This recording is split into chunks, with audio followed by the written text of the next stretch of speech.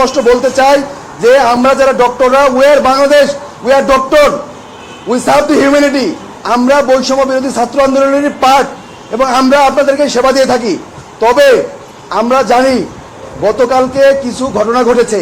প্রথম ঘটনা, আমাদের নিউরোসার্জারি বিভাগের একজন রেসিডেন্ট, সে রুগীকে অপারেশন করার জন্য অপারেশন থিয়েটারে যায় এবং সেখান থেকে রুগীর লোক তাকে বের করে তার উপরে ধস্তাধস্তি করে, তাকে মারে এবং তাকে সেভ করার জন্য আমাদের আরেক ডক্টর ওখানে যান এবং যাওয়ার পরে তাকে আক্রমণ করে অতর্কিত হবে এবং তার কলার ধরে 208 নম্বর অপারেশন থিয়েটারের সামনে থেকে ডিরেক্টর স্যারের রুমের সামনে নিয়ে আসে 200 থেকে 300 মিটার মারতে মারতে, এবং এখানে নিয়ে এসে তারা ক্ষান্ত হয় নাই। ডিরেক্টর স্যারের রুমের সামনে যে পিএ আছে সেই চেয়ারে বসেছিলেন এবং এই পিএর চেয়ারে তার উপরে আক্রমণ করা হয়।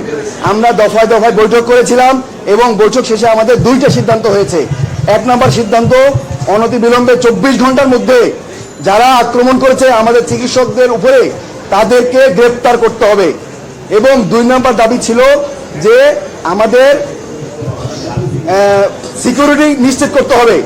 আমরা যারা ইমার্জেন্সি সার্ভিস দেই, আপনারা দেখেছেন যে যারা ইমার্জেন্সি কমপ্লেক্সে থাকেন কত রুগীর লোড থাকে, এবং ইমার্জেন্সি সার্ভিস দেওয়ার জন্য আমাদেরকে যথেষ্ট পরিমাণ আর্মি, পুলিশ এবং অন্যান্য ফোর্স এখানে থাকবে এবং সশরীরে উপস্থিত থাকবে উইথ আর্ম। কিন্তু আমাদের প্রশাসন সেটা করতে ব্যর্থ হয়েছেন। আমাদেরকে আশ্বস্ত করার পরেও আমরা দেখেছি আরও কালকে রাতে 2টা বিচ্ছিন্ন ঘটনা ঘটে। আরেকটা ঘটনা হচ্ছে, একটা রুগীকে তারা বাইরে আক্রমণ করেছিল এক গ্রুপ। ওই গ্রুপ সেবা নেওয়ার জন্য ঢাকা মেডিকেল কলেজে এসেছিল ইমার্জেন্সি রুমে, এবং তার যে অপোনেন্ট গ্রুপ ছিল সে ঢাকা মেডিকেল কলেজে ইমার্জেন্সি কমপ্লেক্সের ভিতরে ঢুকে চাপাতি দিয়ে কূপে তার হত্যা নিশ্চিত করে এখান থেকে চলে গিয়েছে। তাহলে আমরা দেখতে চাই যে এখানে রুগীও সেফ না। আপনারা কোথায় সেবা নিতে আসছেন? এখানে রুগীও সেফ না। আরেকটি কথা বলতে চাই, পরে আরেকটা ঘটনা ঘটেছে। আরেকটা ওসেকে, আমরা জানেন যে ইমার্জেন্সি রুমে ওসেকে একটা ক্রিটিক্যাল রুগী এসেছিল ক্রনিক কিডনি ডিজিজের, সেই রুগী মারা যায়। মারা যাওয়ার পরে মারা যাওয়ার পরে আমার ডক্টর, ইমার্জেন্সি মেডিকেল অফিসার এবং অন্যান্য ডক্টরের উপরে হামলা হয় এবং ইমার্জেন্সি কমপ্লেক্স ওসেক ভাঙচুর করা হয়।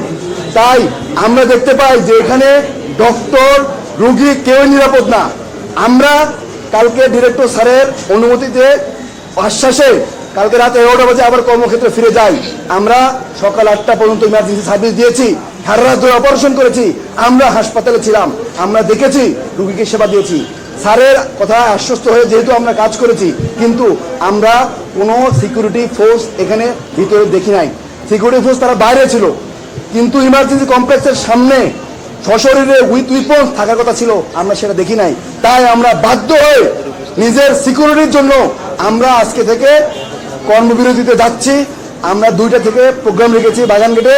আপনাদেরকে অনুরোধ করব আপনারা সবাই থাকবেন এবং আমাদের দাবি দেওয়া সহ আমরা আপনাদের কাছে আবার ব্রিফ করব। ধন্যবাদ।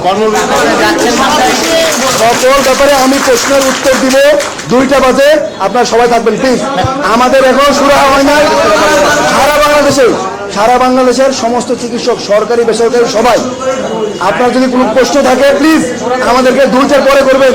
আমাদের সমস্ত ডক্টররা জমায়েত হবে 2টা বাজে এবং তারা থাকবেন ঢাকা মেডিকেল কলেজ বাগান গেটে 2টা বাজে। আমরা আপনাদের কাছে আবার প্রেস ব্রিফিং করবো, আপনাদের প্রশ্নের উত্তর শুনবো এবং উত্তর দিব।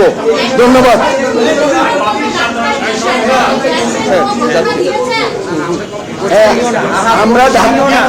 আমরা প্রশ্নের উত্তর দিব। আমি যতটুকু বলেছি আপনারা মনে হয় মেসেজ পেয়েছেন।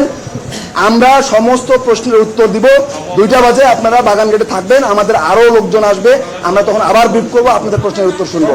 আপনারা আমাদের সাথে থাকেন, আপনারা আমাদের পার্ট, আমরা আপনাদের বাইরের কেউ না। We are Bangladesh. আমরা দাবি নিয়ে পরে কথা বলবো। আমাদের এখনো আলোচনা চলছে, এখনো কোনো কিছুই ফিক্সড হয় নাই। আলোচনা শেষে আমরা দাবি দেওয়া আপনাদের মাধ্যমে গণমাধ্যমকে জানাবো।